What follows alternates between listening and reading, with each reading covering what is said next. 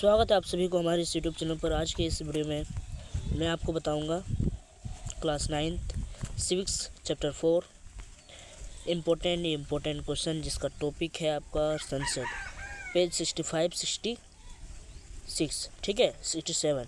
इससे आपको महत्वपूर्ण क्वेश्चन देखने को मिलेगा इस वीडियो के अंदर में, तो आप बने रहें इस वीडियो के अंदर में। और ये है class 9 Hindi medium student JAC board वालों के लिए, ठीक है।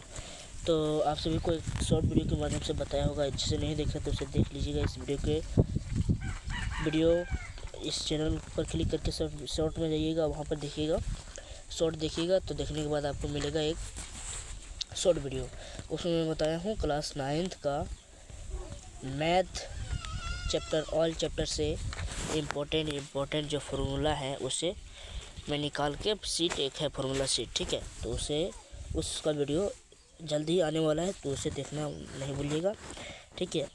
और इस वीडियो में जितना भी क्लास 9 से रिलेटेड वीडियो आ रही है, उस सभी का वीडियो का लिंक इस वीडियो के डिस्क्रिप्शन में लिंक मिल जाएगा उस वीडियो का, ठीक है। तो उसे देखना नहीं भूलिएगा, देख लीजिएगा। चलिए अपना टॉपिक को शुरू करते हैं, सेशन को। तो पहला क्वेश्चन है आपके सामने में इस प्रकार का, संसद क्या है, इसकी परिभाषा लिखिए। अब देखिए संसद क्या है। देखिए, संसद देश का सर्वोच्च विधायी संस्था है, जहाँ जनता के प्रतिनिधि बैठकर देश के लिए कानून बनाते हैं और महत्वपूर्ण फैसले लेते हैं। मतलब यह इससे अभिप्राय है कि संसद वो होते हैं जो देश के सर्वोच्च है, ठीक है, और जहाँ जनता के द्वारा चुने हुए प्रतिनिधि वहाँ पर सभी बैठते हैं और कानून बनाते हैं। बहुत चीज़ों पर नियम उल्लंघन होता है तो उस पर चर्चा करते हैं, डिस्कस करते हैं और कानून बनाकर का सब लागू करते हैं, महत्वपूर्ण फैसले करते हैं। तो वो होता है संसद, ठीक है। अब देखिए प्रश्न 2 कहता है, भारत की संसद कितने सदनों में मिलकर बनी है, इनका नाम लिखें। तो यहाँ है, देखो, भारत की संसद 2 सदनों से मिलकर बनी है। नंबर 1 लोकसभा, जिसे कहते हैं निचला सदन, और राज्यसभा, जिसे उच्च सदन कहते हैं, ठीक है, याद रखिएगा। तीसरा देखिए, लोकसभा और राज्यसभा में अंतर। चलिए इसमें अंतर देखते हैं, फ़र्क क्या है। देखिए, लोकसभा जनता द्वारा सीधे चुने जाते हैं, कार्यकाल 5 वर्ष का होता है, स्थायी सदन होता है, अधिकतम 552 सदस्य होते हैं लोकसभा में। और राज्यसभा में देखिए क्या है, राज्यसभा में विधानसभाओं द्वारा चुने जाते हैं। तो एक फ़र्क हो गया, इसमें 250 सदस्य होते हैं, सरकार इसके प्रति उत्तरदायी नहीं होती है, ठीक है। अब प्रश्न 4 देखिए, प्रश्न 4 देखिए, ये चैप्टर आपको बहुत इम्पोर्टेंट चैप्टर है, ठीक है। इससे मत छोड़िएगा, इसका कोई भी चैप्टर नहीं छोड़िएगा, बहुत इंपॉर्टेंट चैप्टर सभी आपको पढ़ना है, ठीक है, और आपको बताया जा रहा है। और अभी तो समय बहुत कम है, इसीलिए आपको पढ़ाया नहीं जा रहा है, बट आपको क्वेश्चन की तैयारी कराया जा रहा है, ठीक है। नहीं तो आपका इसका पढ़ाया हुआ वीडियो भी आपको मिल सकता है, मिलेगा अगला ईयर से, नेक्स्ट ईयर से, ठीक है। और जो अगला चैप्टर है उससे भी मिलेगा आपको इम्पोर्टेंट क्वेश्चन। और एक इम्पोर्टेंट चीज़ मैं बताना चाहता हूँ आप सभी को, इसका एक मैं चार्ट बनाया हूँ, उसको मैं दिखाऊंगा आप सभी को और उसको समझने का प्रयास करूंगा। ये सारे इस तरीके से चार्ट बनाया हुआ है, इस तरीके से बनाया हुआ चार्ट है, तो उसे मैं दिखाऊंगा जो इम्पोर्टेंट है, ठीक है।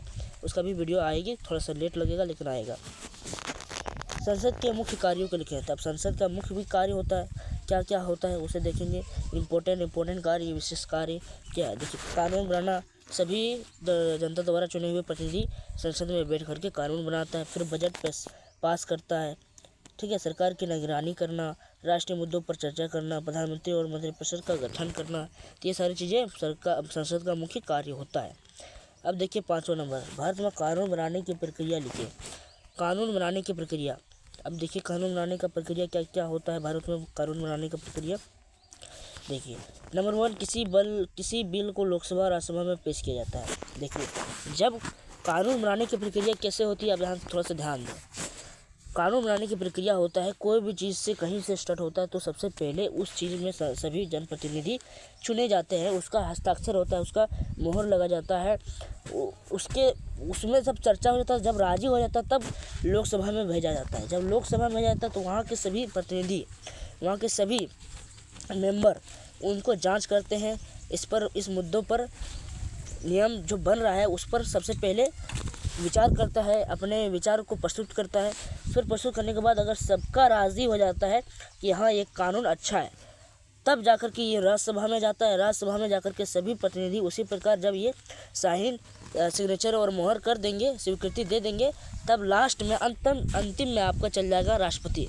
अब राष्ट्रपति जब अपना सिग्नेचर और मोहर कर देंगे तो ये कानून पूरे देश में, हमारे पूरे राज्य में और देश में लागू हो जाएगा। ठीक है, तो इस तरीके से होता है कानून बनाने का प्रक्रिया। अब देखिए इसमें क्या लिखा हुआ है। किसी बिल को लोकसभा और राज्यसभा में पेश किया जाता है। जैसे कि मैंने अभी बताया, बिल पर दोनों सदनों पर चर्चा बहस होती है, यानी लोकसभा पर भी चर्चा होती है और राज्यसभा पर भी चर्चा होती है। दोनों सदनों बिल को बहुमत से पास करते हैं, यानी लोकसभा पास किया तो राज्यसभा भी पास करेगा, तो अब राष्ट्रपति में जाएगा।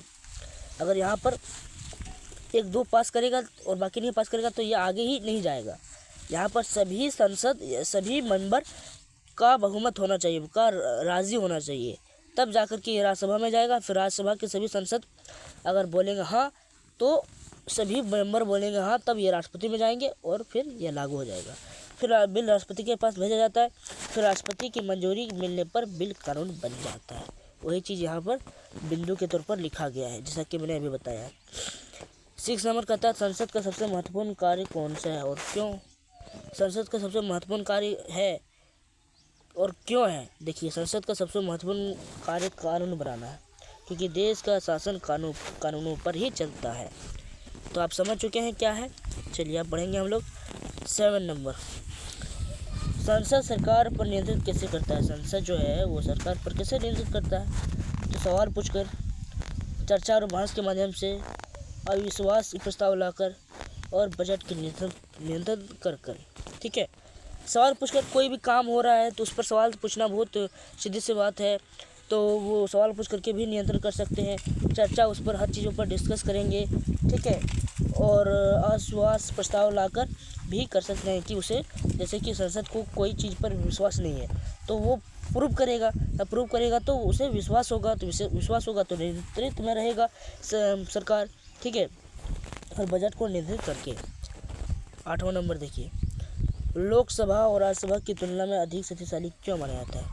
इसे थोड़ा सा ध्यान से समझ लें ताकि आप दिक्कत ना हो। कोई भी चीज़ को आप छोड़ेंगे नहीं। ठीक है, सब चीज़ को जानना बहुत ज़रूरी है। लोकसभा और राज्यसभा, लोकसभा को राज्यसभा की तुलना में सबसे अधिक शक्तिशाली क्यों माना जाता है? यानी लोकसभा को राज्यसभा की तुलना में अधिक शक्तिशाली क्यों माना जाता है? देखिए, सरकार लोकसभा के प्रति जिम्मेदारी होता है। धन विधेयक केवल लोकसभा में प्रस्तुत किया जाता है। फिर अविश्वास प्रस्ताव भी केवल लोकसभा में ही लिया जा सकता है। तो इन कारणों से लोकसभा राज्यसभा की तुलना में अधिक शक्तिशाली माना जाता है। 9वां नंबर क्वेश्चन देखिए, राज्यसभा की भूमिका लिखिए। राज्यसभा की भूमिका क्या है? देखिए, राज्यसभा की हितों की रक्षा करना, कानूनों की समीक्षा करना, विशेषज्ञों को संसद में स्थान देना और संविधान संशोधन में भाग लेना। तो ये चीज़ें होती है भूमिका राज्यसभा का। अब देखिए, संसद को लोकसभा का केंद्र क्यों कहा जाता है? संसद को लोकसभा का केंद्र क्यों कहा जाता है? देखिए, अब क्या क्यों कहा जाता है, आंसर देखिए यहाँ पर, क्योंकि जनता के चुने हुए प्रतिनिधि संसद में बैठकर देश के कानून, निर्णय और नीतियाँ बनाते हैं। इसे संसद का लोकसभा का केंद्र कहते हैं। तो फिलहाल मैं आशा करूँगा आप सभी को ये वीडियो अच्छा लगा होगा और समझ में आया होगा। अगर मुझे कहीं गलती हो गई हो तो मुझे माफ़ करें, क्षमा करें, और इस वीडियो को प्लीज़ सब्सक्राइब करें, चैनल को सब्सक्राइब करके और वीडियो को लाइक करके अपने दोस्तों में इस वीडियो को शेयर करें, ताकि उन्हें इस वीडियो का लाभ मिल सके और वो भी अपने एग्ज़ाम से रिलेटेड कोई भी क्वेश्चन ना छोड़ पाए। ठीक है, मिलते हैं नेक्स्ट वीडियो में, तब तक जय हिंद, जय भारत।